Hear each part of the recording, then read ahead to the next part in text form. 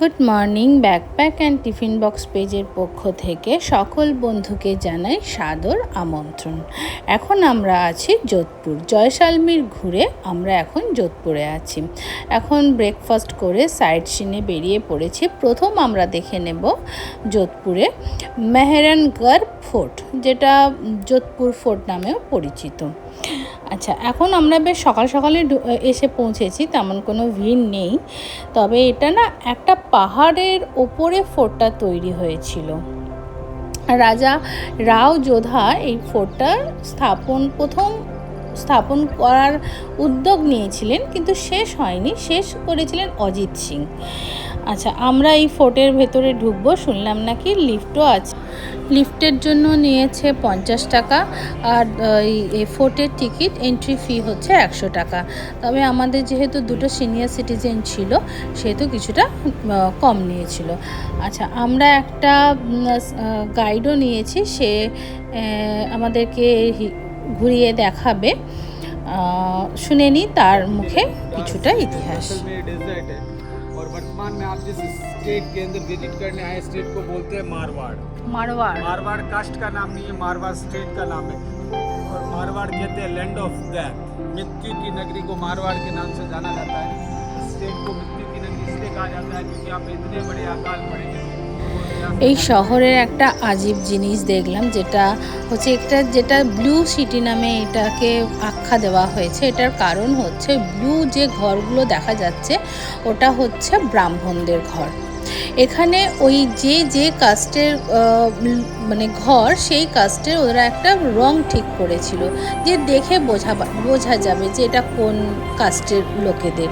তো ব্লু রংটা হচ্ছে ব্রাহ্মণদের। को श्रृंगार चौक कहा जाता है, और श्रृंगार चौक में जो है राज तिलक करते हैं। अच्छा, नया राजा बनाते हैं। सबसे लास्ट जो राजा बनाया गया, करंट महाराजा को बनाया गया। अभी जो राजा उनका नेम है गद सिंह जी, जो 76 ईयर ओल्ड है, करंट महाराजा। अच्छा, उनका जब बॉर्न हुआ 1948 में उनका बॉर्न हुआ। 1952 में उनके फादर का डेथ हो गया प्लेन क्रैश में, इसलिए करंट महाराजा को 4 साल में राजा बनाया जाता है, इसलिए वो छोटा चेयर है। अच्छा। तो इस कोर्टयार्ड में रास्ते लग हो रहा है। लेडीज नीचे नहीं आती थी, रानियाँ, क्योंकि रानियों के लिए घूंघट सिस्टम था। ऊपर वाले जितने भी महल है, ये सब रानी महल है, और इन सभी महलों को बोला जाता है झांकी महल। झांकी महल। दूर से देखने पे लगेगा लकड़ी है, लकड़ी नहीं, स्टोन के ऊपर हैंड कार्विंग की गई, पत्थर के ऊपर हाथ की नक्काशी है। अब चलेंगे सामने। हाँ। एलिफेंट सीट विजिट करने।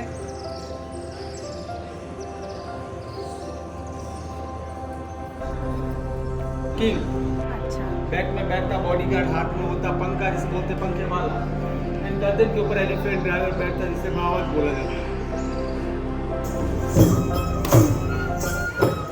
এখানে ট্র্যাডিশনাল ফোক ডান্সও বসিয়েছে। এর আগেও আমরা একটা সোনার কেল্লাতেও দেখলাম যে অনেক জায়গায় ট্র্যাডিশনাল ফোক ডান্স বা ফোক সং হচ্ছে, এখানেও তাই। मुगलों को फाइटिंग में हरा कर ये पालकी राजा गुजरात से युद्ध में जीत के लेके आए। पालकी का नाम है महाडोल, लकड़ी का बना है, गोल्ड पॉलिश किया गया। उस पालकी को 12 आदमी उठाते थे, 6 आगे से 6 पीछे से। अच्छा,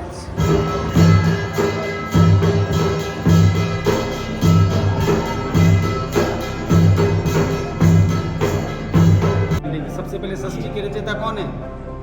षष्ठी के रचयिता ब्रह्मा। फर्स्ट में ब्रह्मा, सेकंड में माँ चामुंडा, तीसरे में रामा, माता सीता, हनुमान जी, गॉड शिवा, माता पार्वती, नंदी महाराज। तो सभी हिंदू गॉड एंड गॉडेस की पेंटिंग है। ये महल राजा जी का मेडिटेशन रूम है। अच्छा, मेडिटेशन करते। और ये जो नीचे छतबंदी है ना, हाँ। ये ऊपर लगा रखा था, टूट गया, इसको नीचे उतार दिया। ऊपर डुप्लीकेट है। की पेंटिंग्स बनाई गई है। राउंड में जो पिक्चर्स है यहाँ के राजा और राजगुरु, ब्राह्मण, हिंदू गॉड एंड गॉडेस की पेंटिंग है। इंडियन म्यूजिक में, भारतीय संगीत में 36 मेलोडीज, 36 ब्लॉक के अंदर 36 मेलोडीज की पेंटिंग है। रंगीन ग्लास, बेल्जियम ग्लास, उसके पीछे सनलाइट गिर रहा है। मिडिल में राजा बैठते, देखो बीच वाली सीट के ऊपर राजा, दोनों तरफ रानियाँ। नो रानियाँ नहीं आती थी। दोनों तरफ राजा के VIP गेस्ट। और जस्ट सामने डांसर डांस करती थी, महाराजा तख्त सिंह जी का, इसलिए से तख्त विलास के नाम से जाना जाता है। सामने जो देख रहे हैं बेड है, इलेक्ट्रिक नहीं थी, बिजली नहीं थी, ऊपर देखिए ट्रेडिशनल फैन है।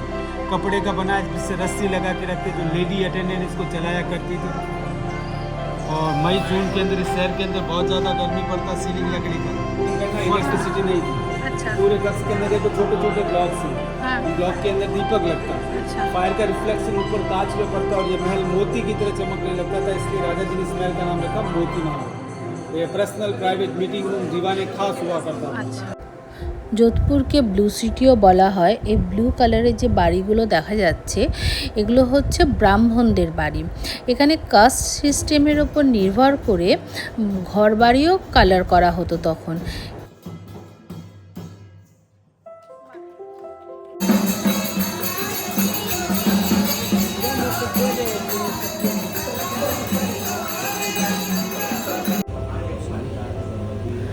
আমাদের দেখা হয়ে গেছে, এবার আমরা নামছি। সব তো দেখানো সম্ভব নয়, প্রায় 2.5-3 ঘন্টার আমরা ভিজিট করেছিলাম প্যালেসে।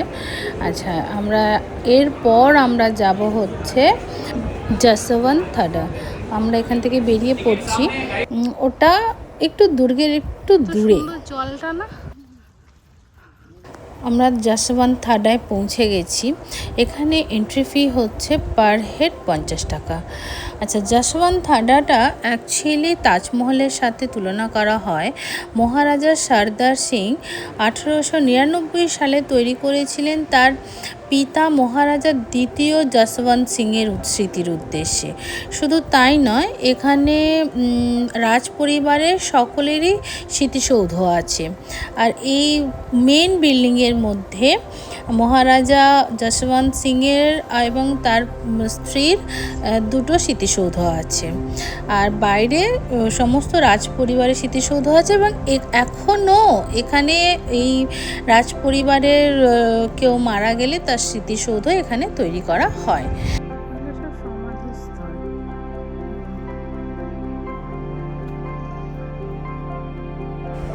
আমরা এখন চলে এসেছি উমেদ ভবন। আচ্ছা, এখন এটা একটা তাজ গ্রুপের হোটেল।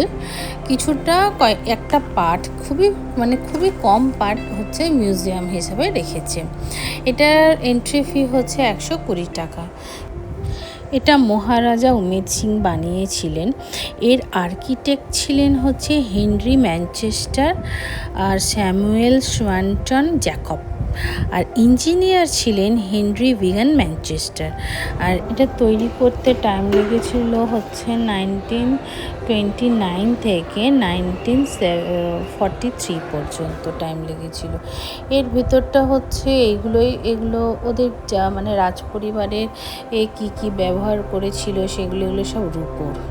হ্যাঁ, এগুলো দিয়েই আছে, এগুলো দিয়েই সাজানো একটা মিউজিয়াম মতন বানিয়েছে। আমরা দেখে নেব। সবগুলো আমার দেখানো সম্ভব না। যেগুলো আমার দেখতে খুব ভালো লেগেছিল আমি সেই ছবিগুলোই দিয়েছি।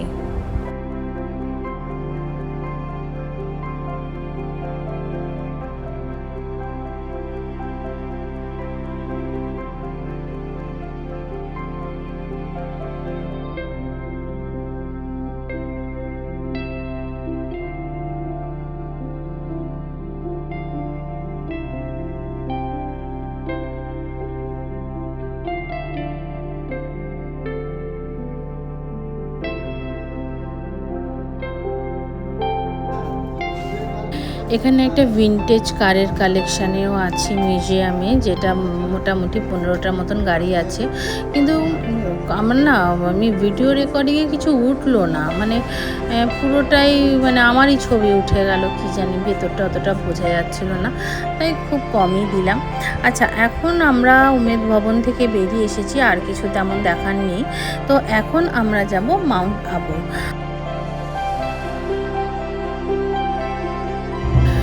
একটা খুব হাস্যকর জিনিস না দেখে আমি পারছি না।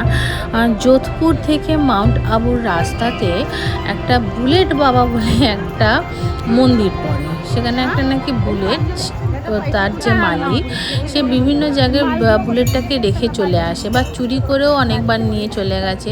তো ঘুরে ফিরে বুলেটটা এখানেই চলে আসে, সেই জন্য এটাকে বুলেট বাবা বলে। এটাকে ঘিরে আবার তার আরতি হচ্ছে, পুজো হচ্ছে, পুজো দিচ্ছে লোকে। এবং যারা বিশেষ করে যারা মোটরসাইকেল চড়ে, টু হুইলার চড়ে তারা এসে পুজো দিচ্ছে। কি হাস্যকর ব্যাপার। এখন আমরা যাচ্ছি মাউন্ট আবু। আচ্ছা, তোমাদের সাথে আবার দেখা হবে আমাদের গিয়ে মাউন্ট আবুতে। আমার এই পেজটা ভালো লেগে থাকলে এবং আমার সাথে তোমরা যদি আরও নতুন নতুন জায়গা ঘুরতে চাও, তাহলে অতি অবশ্যই আমার এই পেজটাকে লাইক, শেয়ার, সাবস্ক্রাইব করে দিও। ব্যাকপ্যাক অ্যান্ড টিফিন বক্সকে অনেক বেশি তোমরা ভালোবাসা দিও। আবার দেখা হচ্ছে নতুন একটা ব্লগে, নতুন একটা জায়গায়। Tata, bye bye, see you again.